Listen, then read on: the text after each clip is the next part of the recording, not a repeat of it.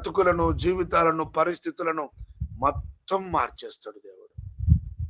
ఆయనకి ఏమైనా చేయగలడు. ఆయన ఏదైనా చేసి మన జీవితాలను బాగు చేసే దేవుడు. ఎక్కడ పడిపోతామో, ఎక్కడ అవమానించబడతామో, ఎక్కడ నిందించబడతామో, పడిపోయిన చోటనే, నిందించబడుతున్న చోటనే, అవమానించబడుతున్న చోటనే దేవుడు మనలను హెచ్చిస్తాడు. దేవుడు నిన్ను, నీ కుటుంబాన్ని హెచ్చిస్తాడు, బలపరుస్తాడు. ఈ మాటలన్నీ కూడా ఏదో పెదవుల మీద వచ్చే మాటలు కాదు నా ప్రియమైన దేవుని బిడ్డలారా.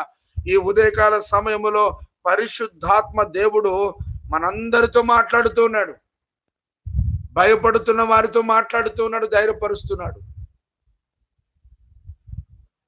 ఆశీర్వాదం కొరకు ఎదురు చూస్తున్న వారి కొరకు మాట్లాడుతున్నాడు.